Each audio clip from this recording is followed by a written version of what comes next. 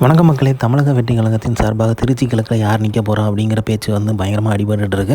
So இதில் வந்து பார்த்திங்க அப்படின்னா முக்கியமாக ராகவா லாரன்ஸோட பேர் வந்து ரொம்பவே வந்துட்டுருக்கு. அவருக்கு சுற்றி வந்து ரூமர்ஸும் கிளம்பிட்டு இருக்கு. அவர் வந்து நிற்க போகிறாரு அப்படிங்கிற மாதிரி சொல்கிறாங்க. ஸோ அது எந்தளவுக்கு உண்மை அப்படிங்கிறது தெரியல. ஸோ நிறைய பேஜஸ்லாம் வந்து இந்த மாதிரி தான் க்ரியேட் பண்ணிகிட்டு இருக்காங்க. ஸோ அதுவுமே எந்த அளவுக்கு உண்மைன்னு தெரில. ஸோ தாவேக்காட்டிலேருந்து அஃபிஷியலான அனௌன்ஸ்மெண்ட் வந்த பிறகு தான் தெரியும். ஸோ கண்டிப்பாக வந்து பார்த்திங்க அப்படின்னா தளபதி வந்து ஒருத்தான கேண்டிடேட் தான் நிற்பார். அது வந்து எந்த சந்தேகமே கிடையாது. ஸோ ராகவா லாரன்ஸை தான் வந்து அவர் வந்து ரெடி பண்ணியிருக்காரு, முடிவு பண்ணியிருக்காரு அப்படின்னா கண்டிப்பாக வந்து அதில் ஏதாவது இருக்கும், ஒர்த்தாக தான் இருக்கும். பட் இது ரூமர் தான். ஸோ அதனால் வந்து அஃபிஷியலாக எந்த அனௌன்ஸ்மெண்ட்டுமே வரல. ஸோ கண்டிப்பாக வந்து ஒரு ஒர்த்தான கேண்டிடேட் வந்து தளபதி அவர்கள் சூஸ் பண்ணுவாருங்கிறது எந்தவித சந்தேகமே கிடையாது. ஸோ திருச்சியில் கண்டிப்பாக வந்து நிறைய பேர் வந்து மக்கள் இயக்கத்தில் இருந்திருப்பாங்க. அவங்க வந்து கடுமையாக உழைச்சிருப்பாங்க. அவங்கள சூஸ் பண்ணி போடுவாருங்கிற நம்பிக்கை நிறையவே இருக்குது. அதையும் தாண்டி தளபதி யாரை சூஸ் பண்ணுறாங்களோ கண்டிப்பாக அதுக்கு சம்மந்தமாக உள்ளவங்கள தான் சூஸ் பண்ணியிருப்பாருங்கிற நம்பிக்கையும் இருக்குது.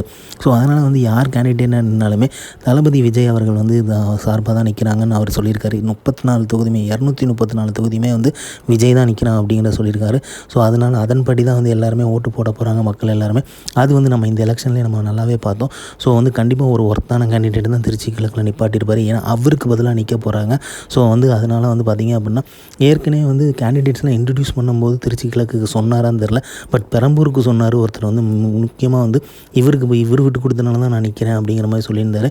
திருச்சி கிழக்கு வந்து சொன்ன மாதிரி எனக்கு ஞாபகம் இல்லை. பட் கண்டிப்பாக ஒரு நல்ல ஒரு கேண்டிடேட்டை சூஸ் பண்ணியிருப்பாருங்க நம்பிக்கை இருக்குது. இந்த மாதிரி தளபதி சிஎம் விஜய் பற்றி தெரிஞ்சுக்க லைக் பண்ணுங்கள், ஷேர் பண்ணுங்கள், ஃபிலிமா சேனல் சப்ஸ்கிரைப் பண்ணுங்கள். தேங்க்யூ.